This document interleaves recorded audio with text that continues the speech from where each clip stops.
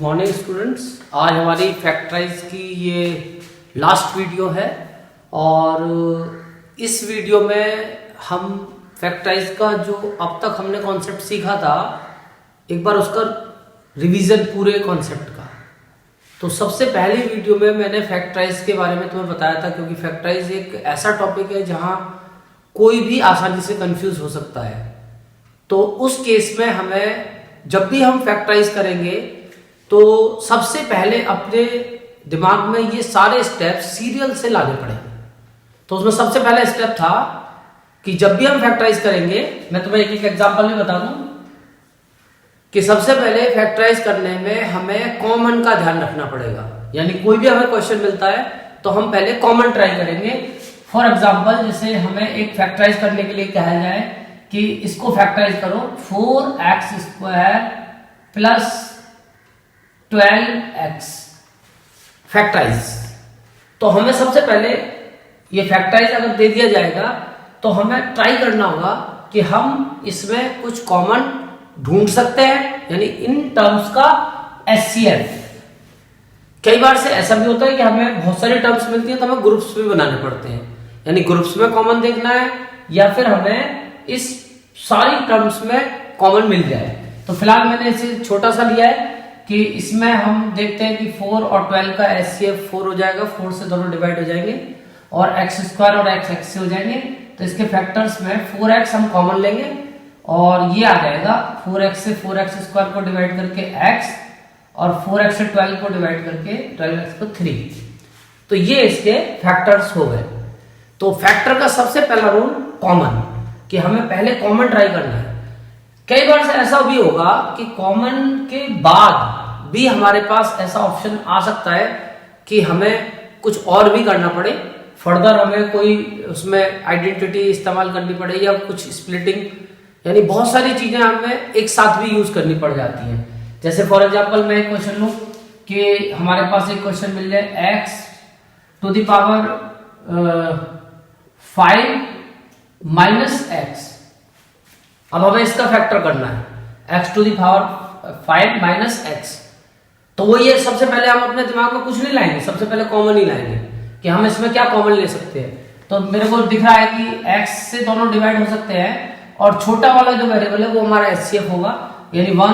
तो हम इसमें से x कॉमन लेंगे x⁻1 और जब x⁻1 से x⁻5 को डिवाइड करेंगे तो 1 पावर माइनस होके ये x⁻4 - 1। तो अब ये नहीं कि क्वेश्चन कंप्लीट हो गया, मैंने तो कॉमन ले लिया, क्वेश्चन कंप्लीट, ऐसा नहीं है। अब हमें ये भी देखना है कि कहीं ऐसा तो नहीं इसमें अभी हम कुछ और भी कर सकते हैं। तो अब आता है हमारा फैक्टराइज का दूसरा कॉन्सेप्ट।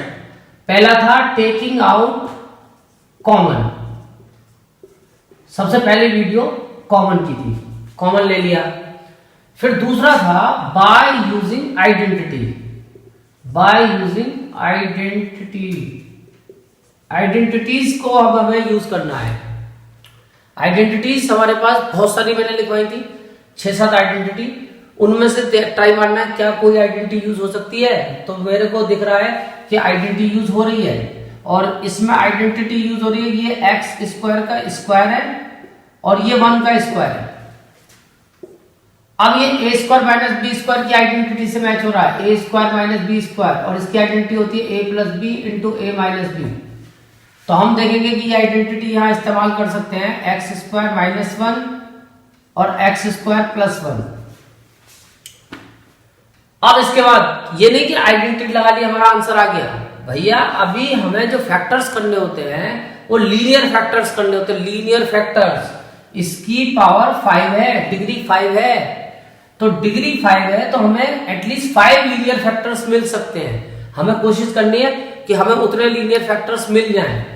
इसकी डिग्री 2 है तो हमें 2 लीनियर फैक्टर्स मिल गए इसके, एक x और एक ये x + 3।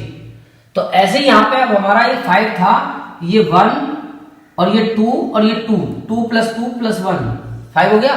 अभी लेकिन हमारे पास ये 2 है तो इनको अभी हमें ट्राई करना है कि क्या पता ये फैक्टराइज हो जाए। तो अगर ये फैक्टराइज हो जाएंगे तो हमारा पूरा कंप्लीट फैक्टराइजेशन हो जाएगा। तो हमें कोशिश करनी थी लीनियर फैक्टर्स में डिवाइड करने की, यानी हम जो फैक्टराइज करते हैं लीनियर फैक्टर्स में डिवाइड करते हैं।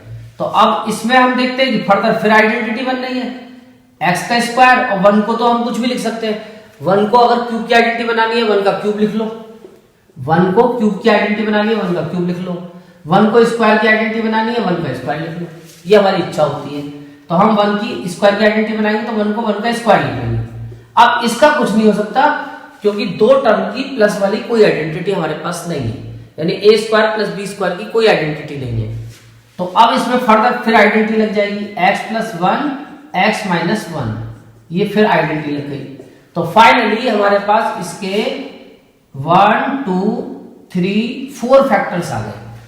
अब वो बात अलग है कि अब हमारा ये लीनियर फैक्टर में डिवाइड नहीं हो सकता, तो ये इसका कंप्लीट फैक्टराइजेशन हो गया। तो फैक्टराइजेशन का पहला रूल कॉमन, दूसरा रूल आइडेंटिटी, और कभी कभी दोनों तीनों रूल एक साथ। अब इसके बाद कई बार से फिर जब ये काम नहीं होता है तो फिर हमारे पास तीसरा ऑप्शन आता है, और उस तीसरा ऑप्शन का नाम है बाय, याद करो क्या था तीसरा, by splitting the middle term.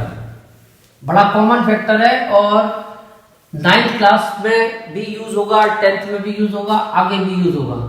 तीसरा concept by splitting the middle term, splitting the middle term. इसको अब मिडिल टर्म को स्प्लिट करके हमें फैक्टर्स की ट्राई करनी पड़ती है। इसके लिए हमें क्वेश्चन में मिलता है, या तो ऐसे मिलता है, देखो x square minus 7x plus 12, ये स्प्लिटिंग मिडिल टर्म से हो सकता है। तो इसके लिए स्टैंडर्ड फॉर्म होती है, 3 टर्म का क्वेश्चन होगा, जो मिडिल टर्म है उसकी एक्सपोनेंट की डबल होगी। यहां कल को 2 मिलेगा तो ये 4 होगा, यहां स्क्वायर होगा तो ये पावर 4 होगी, यहां क्यूब होगा तो ये 6 होगी। तो अब हम स्प्लिटिंग मिडिल टर्म लगाते हैं, और इसकी तरकीब भी मैंने बताई थी कि अगर यहां कोई नंबर है तो पहले, जैसे अब यहां कुछ नहीं है तो 1 मान सकते हैं, तो पहले इसकी और इसकी मल्टीप्लाई करनी होती है, 1 इंटू 12, फाइनल आंसर 12। अब इस 12 के 2 पार्ट करने होते हैं।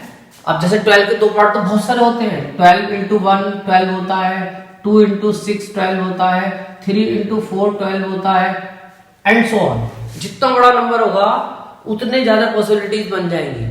अब इन सारी पॉसिबिलिटी में से हमें एक पॉसिबिलिटी सेलेक्ट करनी है इस वाले साइन को देख के। अगर ये पॉजिटिव है तो हमें ऐसी पॉसिबिलिटी ढूंढनी है कि जिसको प्लस करके 12 ये मिडिल टर्म 7 आ जाए। तो हम देखते हैं ये वाला ऑप्शन सेट हो गया।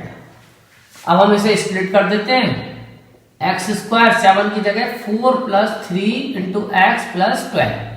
अब इसको ऑन करके ब्रैकेट को माइनस से मल्टीप्लाई करेंगे तो इधर से x की करेंगे, इधर से माइनस की करेंगे, 4x minus plus minus 3x plus 12। अब इनमें कॉमन लेके ये x से डिवाइड हो जाएंगे दोनों, और ये 3 से डिवाइड हो जाएगा, और ये डिवाइड करके हमारा फर्दर ये दोनों में कॉमन आ जाएगा, और ये हमारे फैक्टर्स हो गए। तो फाइनली हमारे पास तीसरा कॉन्सेप्ट हुआ स्प्लिटिंग द मिडिल टर्म। लेकिन अब इस कॉन्सेप्ट के अलावा हमारे पास कुछ क्वेश्चन और भी हुए हैं ऐसे जहां की हम फंस सकते हैं, जो जहां हमारे ये तीनों मेथड फेल हो जाएंगे। तो मैं एक क्वेश्चन लेता हूं, उसके लिए मेरे पास एक फैक्टराइज का क्वेश्चन है। मैं एक क्वेश्चन लिख देता हूं फैक्टराइज का, वो है जैसे x cube plus 13x square plus 32x plus 20। अब मैंने तुम्हें ये क्वेश्चन दे दिया, exercise NCERT 2.4, question number 5, third part. मैंने क्वेश्चन दिया तुम्हें, अब तुमसे एक क्वेश्चन में कह दिया कि फैक्टराइज। अब तुम इसको अगर जो मैंने सिस्टम बताया उस सिस्टम के हिसाब से सोचते हो तो ये कह रहा है टेकिंग आउट कॉमन। अच्छा, इसी एक्सरसाइज में बल्कि एक क्वेश्चन और भी है, इससे पहले एक क्वेश्चन और भी है इसी एक्सरसाइज में। चलो इसके बाद वाला ले लो या इससे पहले वाला ले लो, इससे कुछ कुछ मैच हो जाएगा। पहले वाला ले लो, फर्स्ट पार्ट। First part. इस क्वेश्चन को अगर तुम ध्यान से देखो, x cube minus 2x square minus x minus 2 plus 2। अब देखने में तो ये वाला क्वेश्चन और ये वाला क्वेश्चन लगभग एक जैसा लग रहा है। दोनों क्वेश्चन में काफी सिमिलरिटी लग रही है कि ये क्यूबिक पॉलिनोमियल है, ये भी एक क्यूबिक पॉलिनोमियल है, इसमें भी नंबर ऑफ टर्म्स 1 2 3 4 है, उसमें भी 1 2 3 4 है। अब अगर हम दोनों क्वेश्चनों को करने बैठे तो हम जो फैक्टराइजेशन का कॉन्सेप्ट लेके चल रहे थे वो ये लेके चल रहे थे कि हमें क्वेश्चन कोई भी मिलेगा, हम सबसे पहले कॉमन को ढूंढने की कोशिश करेंगे। कॉमन के भी हमारे दो कॉन्सेप्ट होंगे, या तो सारी टर्म्स में कॉमन ढूंढेंगे या फिर ग्रुपिंग करके कॉमन ढूंढेंगे। तो पहले हम सारी टर्म्स में कॉमन देखें तो इन सारी टर्म्स में दोनों क्वेश्चनों में कुछ भी कॉमन नहीं है। उसके बाद में फिर हमारे पास ऑप्शन आता है हम ग्रुपिंग करके कॉमन देखेंगे। तो ग्रुपिंग करके कॉमन देखने के लिए मान लो हम, वैसे उसमें हम कभी कभी टर्म्स को अरेंज भी करते हैं, पर चलो हमने वो अरेंज वाला भी कॉन्सेप्ट छोड़ दिया, हम डायरेक्ट ही देख लेते हैं सीधी सीधी कि पहली दो टर्म का एक ग्रुप बना ले। ऐसे इस क्वेश्चन में भी पहली दो टर्म का एक ग्रुप बना ले और बाकी दो टर्म। अब हम देखते हैं कि इसमें एक्स स्क्वायर कॉमन है, दोनों में एक्स स्क्वायर से डिवाइड हो जाएंगे एक्स प्लस 30, दोनों एक्स स्क्वायर से डिवाइड हो जाएंगी टर्म। तो एक्स स्क्वायर हमने कॉमन करके इससे पहले इसको डिवाइड किया, एक्स बचा, फिर इसको डिवाइड किया, 30 बचा। अब ये दोनों टर्म 32 और 20, तो दोनों का जो एचसीएफ होगा एक बड़े से बड़ा नंबर जिससे दोनों कट जाएं, तो मैं समझता हूं 4 से दोनों कट जाएंगे शायद, कि 4 से हम 32 को भी काट सकते हैं और 4 से हम 20 को भी काट सकते हैं। तो 4x लेकिन इसमें नहीं है तो केवल 4 कॉमन आया। 4 से हमने इसको काटा तो 4 8 जा 32 और 4 से हमने इसको काटा 4 5 जा 20। अब यही काम हमने यहां करा, तो इसमें एक्स स्क्वायर से दोनों डिवाइड हो रहा है, तो यहां बचा x माइनस 2 और ये दोनों 1 से डिवाइड हो रहा है, तो माइनस से माइनस को डिवाइड करेंगे तो माइनस से माइनस कट जाएगा, प्लस 1 x बचेगा, और माइनस से प्लस को डिवाइड करेंगे तो माइनस बचेगा। ये हमेशा ध्यान रखना, क्योंकि ये जो है जब माइनस से ब्रैकेट स्टार्ट करेंगे, ओपन करेंगे, तब भी हम साइन चेंज करते हैं, और जब माइनस से ब्रैकेट क्लोज करेंगे, बनाएंगे अपनी तरफ से ब्रैकेट, टर्म्स को ऐड करेंगे एक साथ, तो भी साइन चेंज करते हैं दोनों केस में। तो अब हम दोनों क्वेश्चनों को ध्यान से देखें तो हमने काम तो कर दिया, हमने पहला स्टेप फॉलो कर दिया, वो था ग्रुपिंग में हमने कॉमन ले लिया। लेकिन दोनों क्वेश्चनों को अगर तुम ध्यान से देखो तो इस वाले क्वेश्चन में जो ग्रुपिंग हमने करी है और उसके बाद जो हमने कॉमन बना के स्टेप नेक्स्ट तैयार किया है, उसमें हमारा ये दोनों में डिफरेंट आ रहा है, बट यहां पे ये दोनों में सेम आ रहा है। तो हमें इससे तो बेनिफिट है पर इससे कोई बेनिफिट नहीं है, यानी इससे तो हमें फैक्टर करने में हेल्प मिलेगी लेकिन इससे हमें कोई हेल्प नहीं मिलेगी। तो इससे तो हम आगे क्वेश्चन को कर पाएंगे,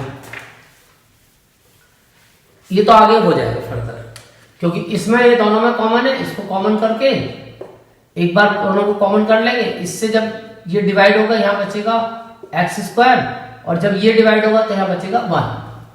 तो इससे तो बेनिफिट हो गया, फैक्टर्स हो गए, इसके दो पार्ट हो गए। अब इन दोनों पार्ट्स की मल्टीप्लाई आ जाएगी, पर यहाँ पे कोई कॉमन नहीं आ रहा तो कोई पार्ट ही नहीं हुआ, तो ये तो बेकार हो गया। हाँ, वो बात अलग है कि अभी इसमें और काम हो सकता है, अभी ये तो लीनियर फैक्टर है, ये भी लीनियर फैक्टर में डिवाइड हो सकता है। अभी तुम इसमें चाहो तो मैंने करके दिखाया था आइडेंटिटी बना सकते हो, और फर्दर इसके फैक्टर्स x प्लस 1 और x माइनस 1 हो गए, ये इसका कंप्लीट फैक्टराइजेशन हो गया। तो कुल मिला के ये जो क्वेश्चन है वो हमारा 1 2 3 4 यानी चौथी लाइन में आंसर आ गया, 4 लाइन का क्वेश्चन। लेकिन इसमें क्योंकि ये काम हुआ नहीं, ये सेम आया नहीं, तो अब इसके फैक्टर्स तो नहीं हो पाए, तो अब यहां से गेम हमारा फंसेगा। और गेम क्या फंसेगा वो मैं तुम्हें बता दूं कि अब इसमें हमारा नेक्स्ट स्टेप भी काम नहीं करेगा, क्योंकि कॉमन के बाद फिर हमारे पास नेक्स्ट स्टेप होता है आइडेंटिटी। आइडेंटिटी इसमें लग नहीं सकती कोई, एक आइडेंटिटी से मैच भी करता है पर वो आइडेंटिटी नहीं लगेगी। ये इस आइडेंटिटी से मैच करता है a cube plus 3a square b plus 3ab square plus b cube, ये इस आइडेंटिटी से भी मैच करता है। देखो ये क्यूब की टर्म है, 4 टर्म की आइडेंटिटी है, 1 2 3 और 4, देखो 1 2 और 3 4 टर्म की आइडेंटिटी है। पर ये आइडेंटिटी सेट हो रही है, ए तो पता चल रहा है चलो एक्स क्यूब है, पर ये जो 20 है ये तो किसी का क्यूब नहीं है। और अगर मान लो किसी का क्यूब है भी तो फिर तुम्हें ये भी चेक करना पड़ेगा कि 3a² b की वैल्यू ये आ रही है और 3ab² की वैल्यू ये आ रही है। अगर आ रही है तो आइडेंटिटी बनेगी, नहीं बनेगी। तो फिलहाल ये गैर डिस्प्यूटेड केस में ये भी आइडेंटिटी नहीं बन सकती। इसके अलावा कोई आइडेंटिटी ऐसी होती नहीं जो इससे मैच करे, तो यानी आइडेंटिटी का कॉन्सेप्ट भी खत्म हो। तो अब हमारे पास क्या रास्ता बचा?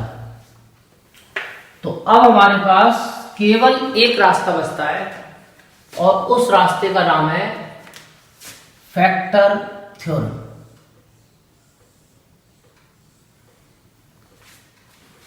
फैक्टर थ्योरम मैं तुम्हें एक बार रिवाइज करा दूं।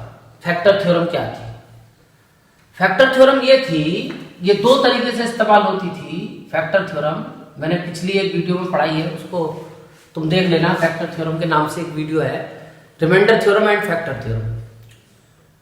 वो रिमाइंडर थ्योरम फैक्टर थ्योरम की जो थ्योरम थी वो ये थी कि अगर एक पॉलिनोमियल है px और इसकी डिग्री ग्रेटर इक्वल टू 1 है और इसको अगर हम एक रियल नंबर है हमारे पास a b any real number, और इस रियल नंबर को अगर हम, ये इस तरीके से है कि इस रियल नंबर को अगर हम इस वैल्यू को यहां सब्स्टिट्यूट करें और इसका आंसर 0 आ जाए, रिमाइंडर की वैल्यू 0 आ जाए, then we say that x minus a is a factor of px। ये होती है फैक्टर थ्योरम का एक रूप। और एक नॉर्मल रूप तुम्हें पता ही है कि हमें अगर किसी पॉलिनोमियल का फैक्टर चेक करना होता है तो हम उससे उसको डिवाइड करके रिमाइंडर चेक करते हैं, और अगर वो रिमाइंडर 0 आया तो वो उसका फैक्टर होता है। बट यहाँ पे हम दूसरा कॉन्सेप्ट ले रहे हैं, और वो कॉन्सेप्ट ले रहे हैं कि हम जीरोस को फैक्टर से कैसे कनेक्ट करेंगे।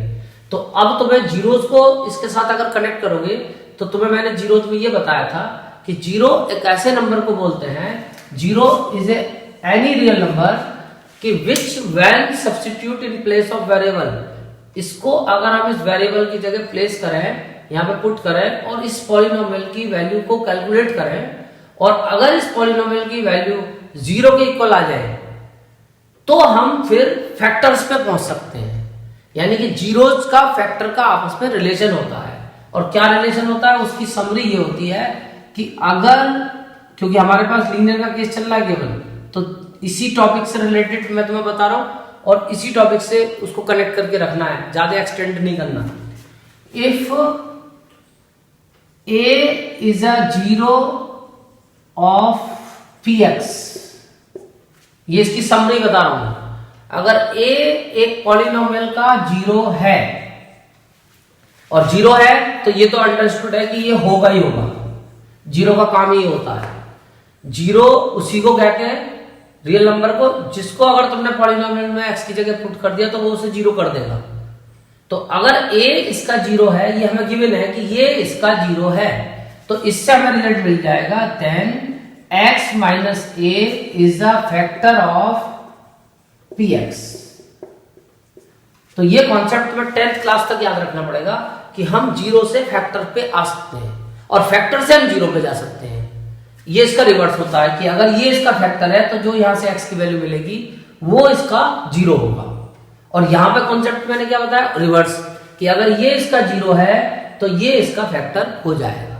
यानी अगर x इजिकल टू a पे हमें वैल्यू पॉलिनोमियल की 0 मिल रही है तो इसको इधर शिफ्ट कर लो, जब ये प्लस की टर्म इधर आएगी तो माइनस हो जाएगी, x माइनस a इसका फैक्टर हो जाएगा। और अगर x is equal to minus a किसी चीज का 0 है तो माइनस a को इधर शिफ्ट करोगे तो x प्लस a उसका फैक्टर हो जाएगा। यानी साइन को चेंज करना पड़ेगा फैक्टर के केस में। अगर a 0 है तो x माइनस a फैक्टर, और अगर minus a is a 0 of px then x plus a is a factor. ये दोनों पॉइंट अपने दिमाग में तुम मेंटेन करके रखोगे। तो यानी कि ये भी फैक्टर्स का स्टाइल है कि हम बिना कोई कॉमन लिए ये करे वो करे, स्प्लिटिंग या कुछ भी करे बिना हम डायरेक्ट भी फैक्टर्स निकाल सकते हैं ऐसे ओरली सोच के। यानी अगर हमें इसके जीरो पता चल जाए पॉलिनोमियल के तो हम डायरेक्ट फैक्टर्स पे पहुंच सकते हैं। तो यही कॉन्सेप्ट है फैक्टर थ्योरम का कि हम इसके फैक्टर्स को जीरो से कैलकुलेट कर लेते हैं। अब वैसे इसमें हम तीनों भी कर सकते हैं, हम चाहे तो इसके 3 जीरो सोच लें और इसके 3 फैक्टर्स हम आसानी से निकाल सकते हैं।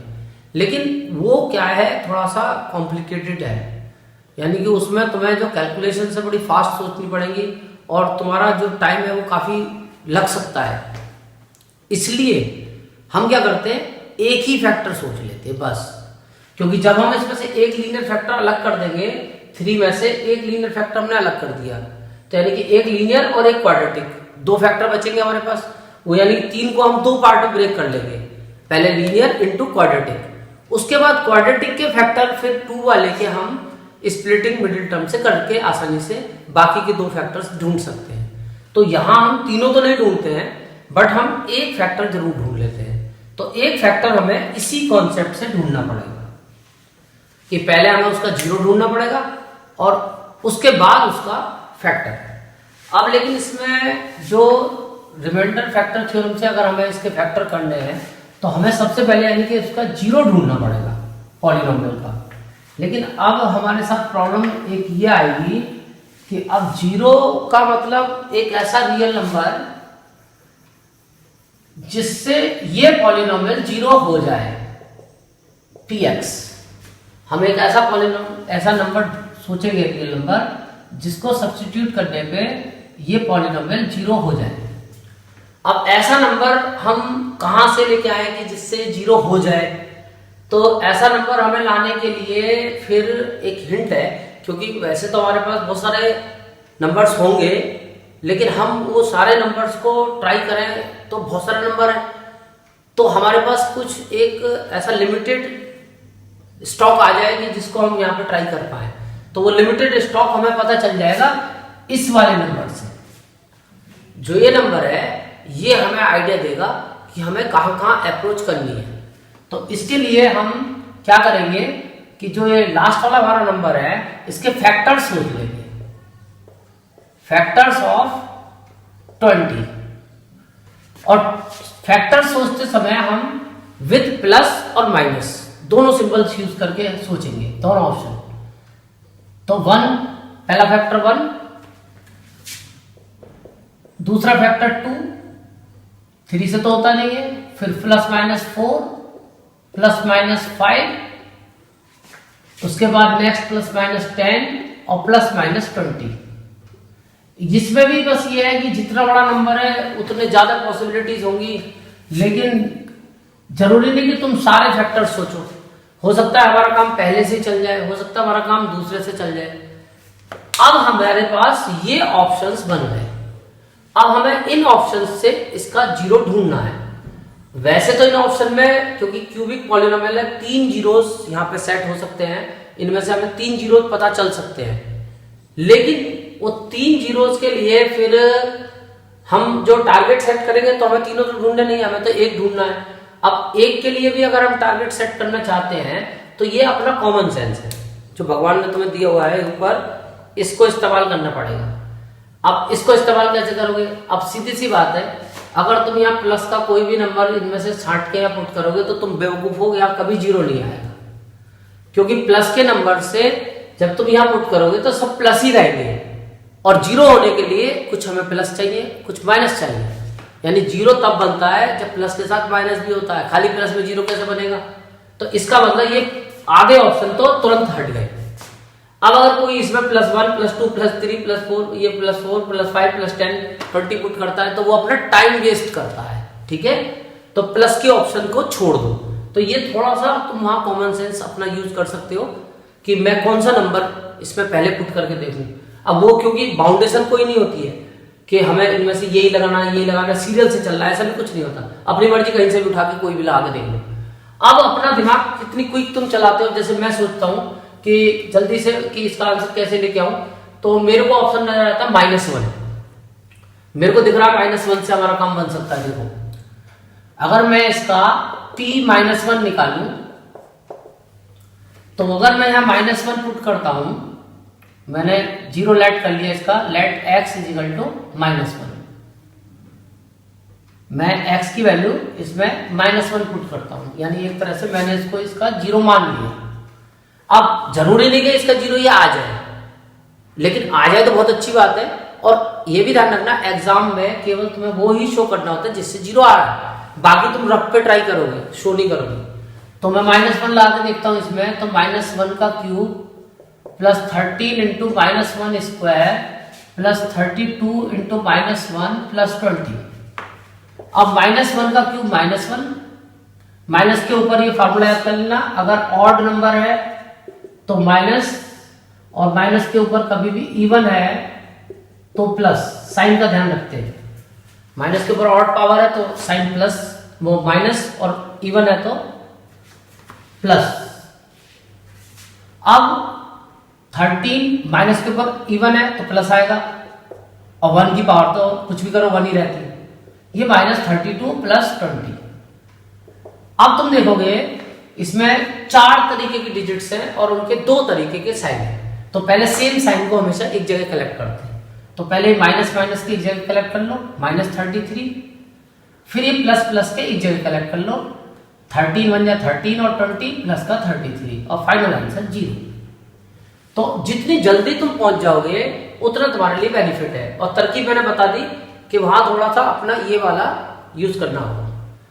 अब इसके बाद तुम्हें इसका एक फैक्टर पता चल जाएगा। कैसे चल जाएगा? जो अभी मैंने फार्मूला बताया कि अब इस टर्म को इधर शिफ्ट कर लो, तो ये -1 इधर आके प्लस हो जाएगा। तो हम यहां लिख दो देयरफॉर x + 1, अगर ये प्लस होता तो इधर आके माइनस हो जाता, अब ये माइनस है तो इधर आके प्लस हो जाएगा। x + 1 is a factor of px, यानी हमें इसका एक फैक्टर पता चल गया। तो अगर ऐसे चाहो तो तुम तीनों निकाल लो, लेकिन उसमें क्या है, अब तुमने देखा ना टाइम लगता है, सोचना पड़ता है, तो उसकी बजाय अब हमारे पास एक ढूंढ लिया। अब हमारे पास आसान है कि अब हम इस जो हमने ये फैक्टर ढूंढा है, इस फैक्टर से इस पॉलिनोमियल को डिवाइड कर लेंगे और लॉन्ग डिवीजन से डिवाइड कर लेंगे। और वैसे इसकी शॉर्ट टेक्निक्स भी होती है कुछ, कभी मेरे को तुम लोग करोगे डिमांड तो मैं तुम्हें इसकी शॉर्ट टेक्निक भी सिखा दूंगा। लेकिन प्रॉपर जो चैनल है स्कूल वगैरह में जो चलता है वो लॉन्ग टेक्निक ही चलती है, और इससे तुम इसको डिवाइड कर लोगे।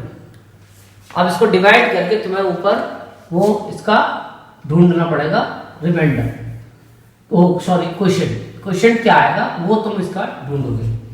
तो क्वेश्चन ढूंढने के लिए अब तुम्हें इसको डिवाइड करना है। तो तुम्हें डिवाइड करना है x + 1 से x³ + 13x² + 32x + 20 को डिवाइड करना मैंने बता दिया है। सबसे पहले देखते हैं कि स्टैंडर्ड फॉर्म है या नहीं है। स्टैंडर्ड फॉर्म है। उसके बाद इस फर्स्ट टर्म से इस फर्स्ट टर्म को डिवाइड कर लेते हैं। तो 1 से जब 3 को डिवाइड करोगे तो 1 में से 3 में से 1 माइनस होगा, 2 आ जाएगा। अब इसकी मल्टीप्लाई पहले इससे करेंगे, उसके बाद इसकी मल्टीप्लाई इससे करेंगे, और इसके बाद सब्ट्रैक्ट करके ये कैंसिल हो गया। 13 में से 1 गया 12x², और ये कैरी कर लेंगे 32x। अब फिर इससे इसको डिवाइड करेंगे तो x² से x कट के 12x को यहां ले लेंगे, और 12x से x को डिवाइड करेंगे 12x², ये मैं पिछली एक्सरसाइज में सिखा चुका हूं, प्लस 12x। ये रिमाइंडर थ्योरम, फैक्टर थ्योरम की स्टार्टिंग में मैंने डिवीजन सिखाया है, इसलिए मैं इस पे ज्यादा ध्यान नहीं दे रहा। ठीक है, पिछली वीडियो से देख के तुम कवर कर सकते हो, मैंने डिवीजन सिखाया था अभी रिमाइंडर फैक्टर थ्योरम से पहले। इसके बाद 32 में से 12 गया 20x, प्लस का बचेगा, और ये प्लस का 20 कैरी आ जाएगा। और अब इससे फिर इसको डिवाइड करेंगे, 20 आएगा, 20 को यहां लिख लेंगे 20x + 20। लेकिन हाँ ये जरूर है कि ये काम तुम्हें स्कूल में करके दिखाना पड़ेगा कॉपी में, ये रफ वर्क नहीं है, फेयर वर्क है। तो तुमने कुल मिला के अब ये पता है कि तुम डिविडेंड बराबर, जो फार्मूला यूज करते हो, डिविडेंड बराबर divisor into quotient plus remainder, लेकिन तुम्हारा रिमाइंडर है 0, तो रिमाइंडर को अगर तुम 0 कर देते हो तो तुम्हारा ये फार्मूला बन जाता है dividend is equal to divisor into quotient, क्योंकि रिमाइंडर तुम्हारा 0 हो गया। तो तुम अब डिविडेंड को यानी कि px को, bx हमारा डिविडेंड था, ये x क्यूब, ये हमारा डिविडेंड था x cube plus 13x square plus 32x plus 20, ये हमारा डिविडेंड था। अब इस डिविडेंड को, इसकी जगह पे हम डिविडेंड की जगह लिख सकते हैं डिवाइजर इनटू क्वोशिएंट, और डिवाइजर क्या था हमारा x प्लस 1 इंटू क्वोशिएंट क्या था x square plus 12x plus 20। तो अब हमने इसके 2 फैक्टर कर दिए, ये एक फैक्टर हो गया, एक हो गया। देखो 3 पावर थी, एक पावर ये हो गई, 2 पावर ये हो गई, ब्रेक हो गई अलग अलग। लेकिन अभी हम फर्दर इसके और ट्राई कर सकते हैं लीनियर फैक्टर्स। अब वैसे हमारे पास यहाँ 2 ऑप्शन है, आइडेंटिटी से भी कर सकते थे, क्योंकि ये a square plus 2ab plus b square की आइडेंटिटी से मैच कर रहा है, पर बनेगी नहीं, तो स्प्लिटिंग से ट्राई कर लो। अभी स्प्लिटिंग सिखाई थी, और स्प्लिटिंग से करेंगे तो यहाँ पे तुम्हें 20 के 2 पार्ट करने, जिससे प्लस करके 12 आ जाए। तो 20 के 2 पार्ट 10 2 20 और 10 प्लस 2 12, तो 12 को स्प्लिट कर लेंगे, 12 की जगह आ जाएगा 10 प्लस 2 और प्लस 20 ऐसे ही रहेगा। अब फाइनली x प्लस 1, अब इसका ब्रैकेट ऑन कर देंगे, 10x प्लस 2x प्लस 20, और फिर इसमें से कॉमन ले लेंगे, कॉमन इसमें से x आ रहा है तो ये आ जाएगा x प्लस 10, ये मैंने अभी थोड़ी देर पहले सिखाया इसलिए बहुत स्पीड से कर रहा हूं मैं, x प्लस 10, और फाइनली अब ये दोनों में कॉमन आ जाएगा x plus 10 into x plus 2। तो ये हमारे फाइनली क्यूबिक पॉलिनोमियल के 3 लीनियर फैक्टर्स बन गए। तो अब तुम आज इसकी प्रैक्टिस करना, और ये 101% तुम्हारा यूनिट टेस्ट, हाफ ईयरली और एनुअल एग्जाम में क्वेश्चन जरूर आएगा, 100% आएगा, 101% आएगा, और आता भी पूरा बड़ा क्वेश्चन है, 3 मार्क्स का मिनिमम और मैक्सिमम 4 मार्क्स का। तो इस क्वेश्चन को बहुत अच्छे से तैयार करो। और आज तुम एक्सरसाइज जो ये चल रही थी 2.4, एक पार्ट तो मैंने करा दिया, इसके बाकी के पार्ट तुम फैक्टर थ्योरम से क्वेश्चन नंबर जो लास्ट है ये 5, इसके 1 पार्ट से लेके 4th पार्ट तक, और एक एग्जाम्पल भी है, तो ये सारे पार्ट तुम फैक्टर थ्योरम से आज ट्राई करो। और मैं फिर कल को, अब नेक्स्ट फैक्टराइजेशन का कॉन्सेप्ट खत्म, अब मैं कुछ प्रोडक्ट के क्वेश्चन है इसमें, प्रोडक्ट के ऊपर एल्जेब्रिक आइडेंटिटीज का यूज है, अब मैं नेक्स्ट वीडियो उसकी तुम्हें तैयार करके दूंगा। Thank you.